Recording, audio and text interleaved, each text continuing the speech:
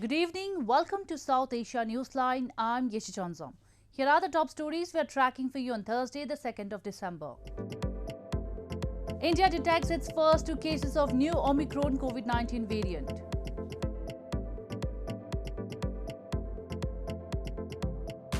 Opposition PML-N lambasts government over rising inflation, zero development in Pakistan-administered Kashmir.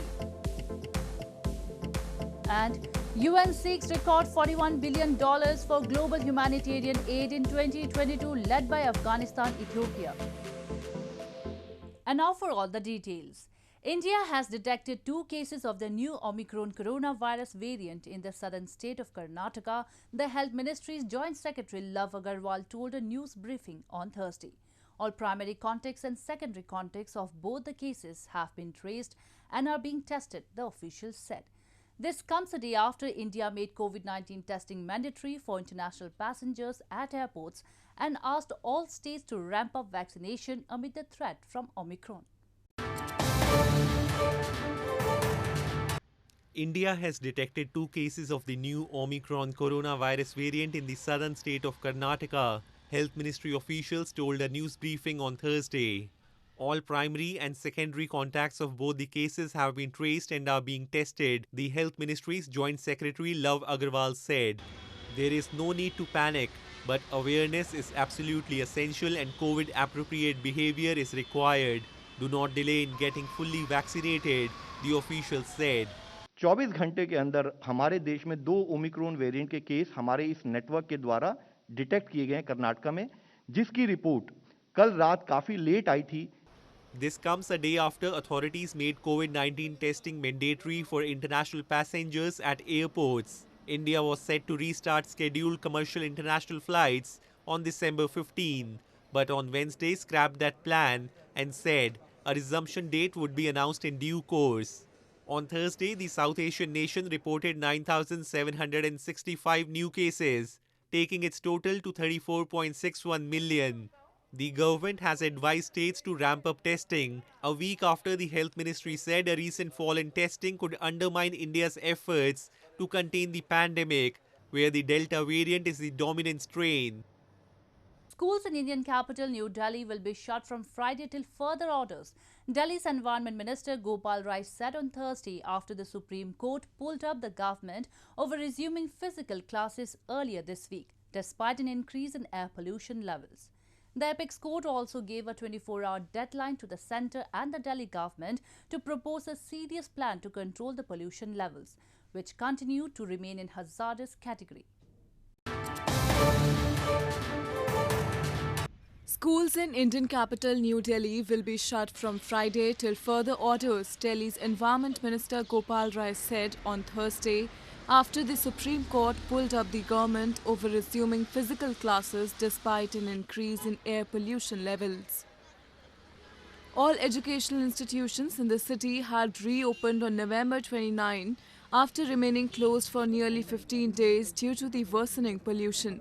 The top court also gave a 24-hour ultimatum to the centre and the Delhi government to propose a serious plan to control the pollution, which continued to remain in hazardous category with overall air quality index recorded at 312. अभी पुनः जो है जो हालात दिख रहे हैं उसमें प्रदूषण का स्तर बढ़ रहा है, तो उसको लेकर के सरकार जो है उन चीज़ों को लेकर के लगातार मॉनिटरिंग कर रही है. और अभी सरकार ने निर्णय लिया है कि अब स्कूल दोबारा बंद कर देंगे. कब से बंद कर रहे हैं? कल से जो है स्कूल बंद कर दिया जाएगा फर्दर ऑर्डर तक. Meanwhile, daily commuters complained of breathing issues due to the pollutants and smog hanging in the air of the city.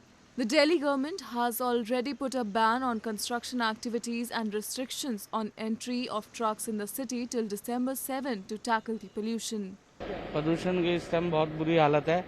जैसे कि हम चल रहे हैं, हमें सांस लेने में भी दिक्कत हो रही है.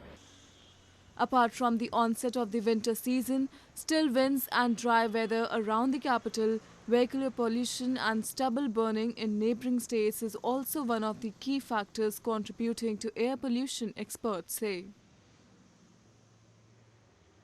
In news from Pakistan, Amid the threat from the new Omicron variant, Pakistan's National Command and Operations Centre has given the go-ahead to booster shots of COVID-19 vaccines for 3 categories: the healthcare workers, immune-compromised persons, and those aged 50 and above.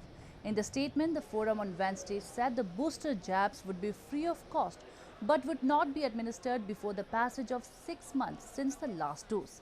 Health Minister Dr. Faisal Sultan earlier this week said Omicron variant cannot be controlled from coming to Pakistan, but its impact can be controlled by ramping up the immunization process. As nations continue their clampdown on travel amid the Omicron scare, Pakistan has also announced a complete ban on direct and indirect flights from at-risk countries including South Africa, Mozambique, Namibia and Botswana. Moving on, members of Opposition PML-N party have hit out at Pakistan Prime Minister Imran Khan's PTI-led government in Pakistan-administered Kashmir for failing to control an all-time high inflation, which has adversely affected the people in the illegally occupied region. The political workers said it has been nearly 4 months since the formation of the new government in the region, but no single penny has been spent so far for development projects. Amid an unprecedented price hike of gas and essential food items, members of opposition Pakistan Muslim League, Nivard or PML-N in Pakistan-administered Kashmir, have lambasted the government for failing to control the rising inflation.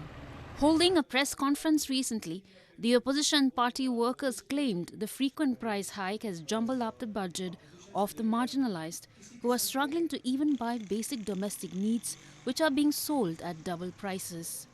They also blame, since the formation of Prime Minister Imran Khan's PTI-led government in the region, not a single penny has been spent on any development work.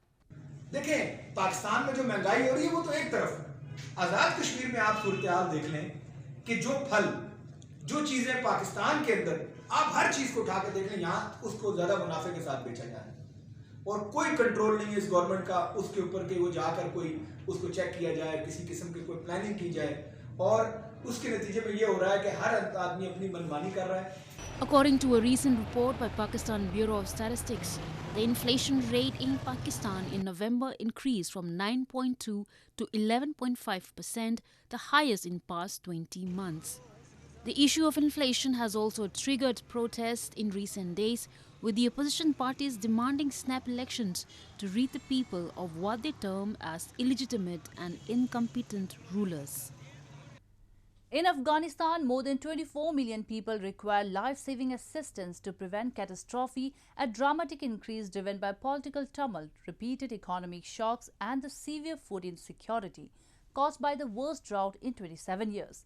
The UN has warned that the need for humanitarian aid is skyrocketing worldwide and appealed for a record $41 billion to life-saving assistance next year to 183 million people worldwide caught up in conflict and poverty.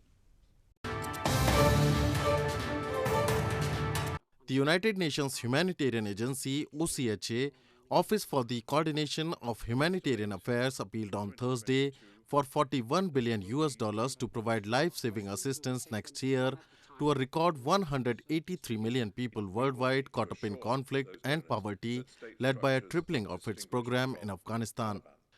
Famine remains a terrifying prospect for 45 million people living in 43 countries as extreme weather caused by climate change reduces food supplies, it said in the annual appeal, reflecting a 17% rise in annual funding needs. In a report to donors, the world body said, without sustained and immediate action, 2022 could be catastrophic. The drivers of need are ones which are familiar to all of us, tragically. It includes protracted conflicts, political instability, failing economies, which is something which has been very much to the forefront of our thinking in the last months, the climate crisis, not a new crisis, but one which urges more attention, and of course, the COVID-19 pandemic. Afghanistan, Syria, Yemen, Ethiopia and Sudan are the 5 major crises requiring the most funding, topped by $4.5 billion sought for Taliban-ruled Afghanistan, where needs are skyrocketing, it said. In Afghanistan, more than 24 million people require life-saving assistance to prevent catastrophe, a dramatic increase driven by political tumult, repeated economic shocks, and the severe food insecurity caused by the worst drought in 27 years. Afghanistan plunged into crisis in August after Taliban fighters drove out a Western-backed Afghan government, prompting donors to hold back billions of dollars in assistance for the aid-dependent economy.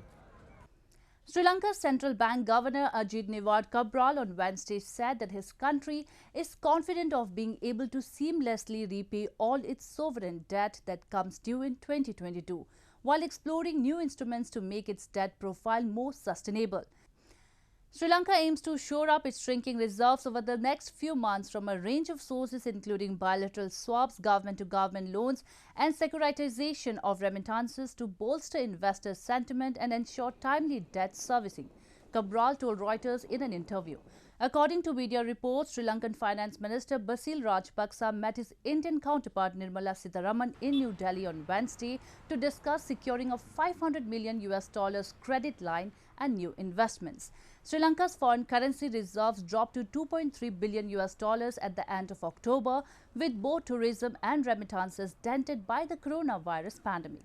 It needs to pay about $4.5 billion to service its sovereign bonds in 2022, according to Finance Ministry data. Cabraal said the pandemic has pushed Sri Lanka to reassess its debt profile. However, he remained confident that growth would rebound in 2022, boosting government finances. Cabraal said it was too early to speculate whether the new Omicron variant of the coronavirus would derail a rebound in tourism.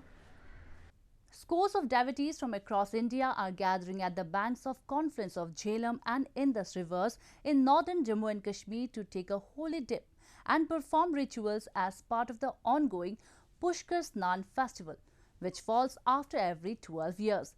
Despite minimum temperatures dropping below the freezing point at this time of the year, devotees believe that taking a holy dip during the festival strengthens their spiritual and mental health. Scores of Hindu devotees are celebrating the ongoing Pushkar Snan festival in Ganderbal district of India's northern Jammu and Kashmir by taking holy dips and performing rituals on the banks of confluence of rivers Jhelum and Indus.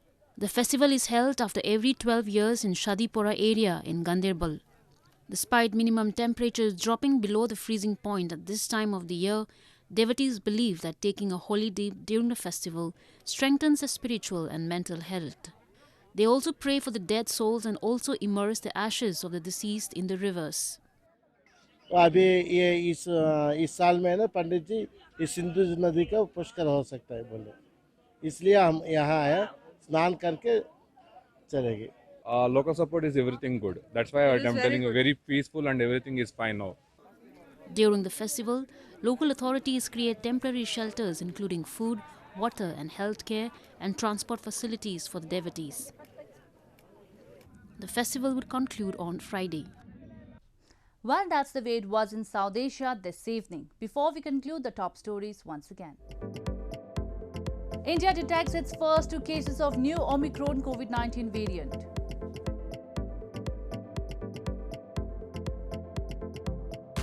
Opposition PML-N lambasts government over rising inflation, zero development in Pakistan-administered Kashmir. And UN seeks record $41 billion for global humanitarian aid in 2022 led by Afghanistan, Ethiopia. Now our viewers can watch the show on SouthAsiaNewsline.com. You can also visit us on Facebook.com/AsiaNewsline and follow us on Twitter @AsiaNewsline. That's all in tonight's edition. We will see you same time tomorrow. Good night.